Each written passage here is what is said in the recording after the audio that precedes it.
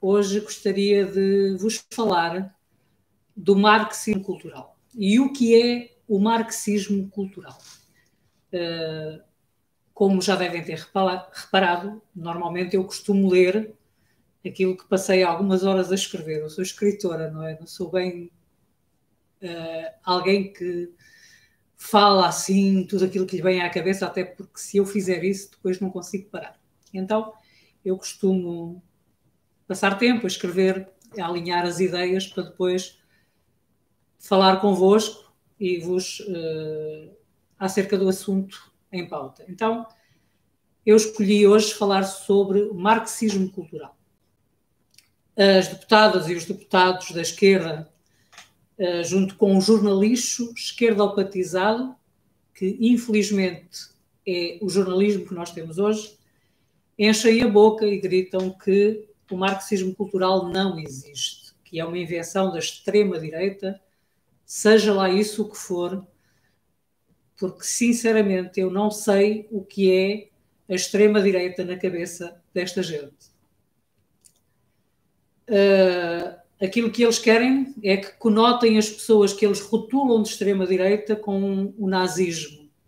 E isso foi em 1938, 45, portanto, acabou. Tá? Hoje não há uma extrema-direita. E aqui há, infelizmente, porque nem devia de existir, é verdade, lá para a Alemanha, aqui poderá haver um ou outro maluco que ainda defende alguma coisa daquela ideologia de loucos, mas, na verdade, também temos que pensar que o comunismo é uma ideologia ainda mais mortífera, que provocou um genocídio ainda maior do que o nazismo, mas o comunismo é permitido, o nazismo não é, vá-se lá entender quem decide estas coisas, não é? Para mim eram os dois completamente eliminados da sociedade, porque são duas ideologias que provocaram dois dos maiores genocídios da história da humanidade. Mas vamos lá então falar do marxismo cultural. E o que é isso do marxismo cultural? Algumas pessoas devem pensar que falar em marxismo cultural em pleno século XXI é um anacronismo. Afinal, pensam, o muro de Berlim já caiu e a União Soviética fragmentou-se e já não é comunista. Mas, na verdade, os pensamentos do marxismo clássico continuam vivos no pensamento intelectual e prático da nova esquerda de hoje, que quer ser chamada pós-marxista, mas à qual nós chamamos marxismo cultural. Para entender isto, é preciso perceber que Marx tinha uma filosofia muito clara acerca da história. Para ele, a história do homem era a história da luta de classes e a última grande luta seria entre a classe operária e os burgueses. A primeira iria destroçar a segunda e traria o comunismo à terra e o fim da diferença de classes. Não aconteceu assim, como todos sabemos. Aconteceu foi um genocídio, mais um, por causa destas ideias de um paraíso na Terra. Assim mesmo, Marx tinha uma teoria social que poderia ser como uma casa de 2 andares. Podemos olhar para ela como uma casa de 2 andares. Eu explico. Imaginem, no primeiro andar desta casa social, Marx localizava tudo o que tinha a ver com a economia, as relações da produção e forças de produção, fundamentalmente. E no segundo andar dessa casa, Marx localizava tudo demais, não é? A filosofia, a religião, o direito, a moral, a cultura, etc. Disto, depreendia-se uma teoria revolucionária bem clara. Para fazer cair esta casa, era preciso fazer cair o primeiro piso, porque se fizesse cair o segundo piso, o primeiro manter-se-ia intacto. Então, lutar ao nível cultural para o marxismo clássico era como lutar contra um fantasma, contra um mero reflexo. Este paradigma mostrou rapidamente as suas falhas. Por um lado, a revolução do marxismo não chegou à Inglaterra, aos Estados Unidos, à França, ou seja, ela não chegou às sociedades capitalistas e às indústrias avançadas, mas apenas à Rússia feudal. E, por outro lado, os trabalhadores nos países capitalistas mais avançados começavam a experimentar condições de vida cada vez melhores, já não eram os mesmos trabalhadores dos quais Marx falava no seu tempo. Já não eram aqueles que não tinham nada a perder além das suas algemas.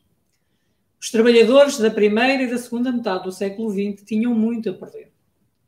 A sua casa, o seu carro, o seu televisor, etc. Estavam mais interessados em mudar de carro do que em mudar o mundo.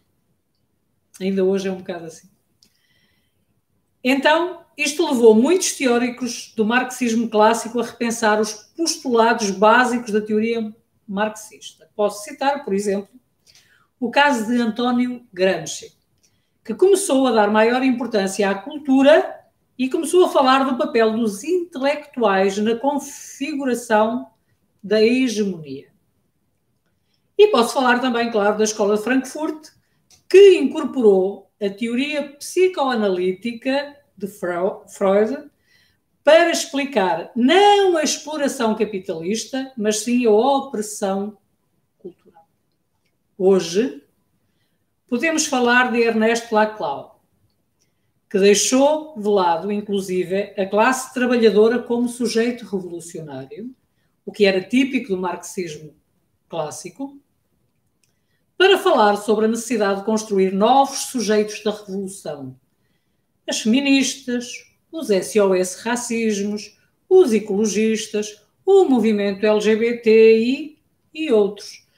E olhem, por favor, para aquilo que está a acontecer um pouco por todo o Ocidente, Estados Unidos, Inglaterra, França, cá em Portugal, agora o Black Lives Matter.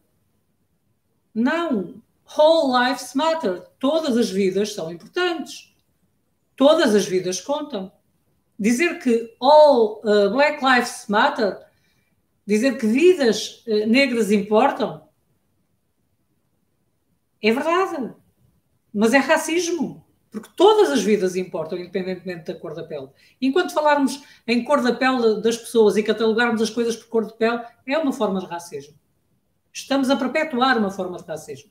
Mas é isso, claramente, que o marxismo cultural quer que seja feito, para depois aparecer como o grande salvador do caos que se está a instalar. Vivemos tempos em que a anarquia saiu à rua. Pessoas já não protestam, pessoas destroem, pessoas roubam, pessoas partem montras, destroem lojas, destroem património de outras pessoas em nome de uma luta contra o racismo? Não, isso é crime. Isso é crime. As pessoas que fazem isso deviam ir presas. Então, o resultado destes movimentos teóricos é simples. Hoje temos uma nova esquerda, e é preciso percebermos isso com uma urgência enorme.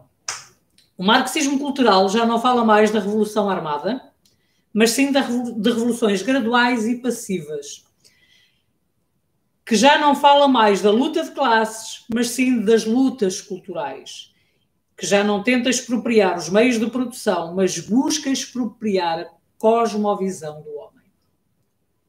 Portanto, meus queridos ouvintes, o marxismo cultural pretende desconstruir a sociedade tal como nós a conhecemos, uma sociedade baseada nos valores morais judaico-cristãos, para impor uma sociedade de acordo com a ideologia marxista cultural, que desconstrói tudo o que existe antes dela, derruba estátuas, quer ver todas as estátuas que lembrem tempos em que eles nem sequer existiam, destruídas, para depois reescreverem uma história na qual eles sejam os autores e consumadores da salvação do mundo.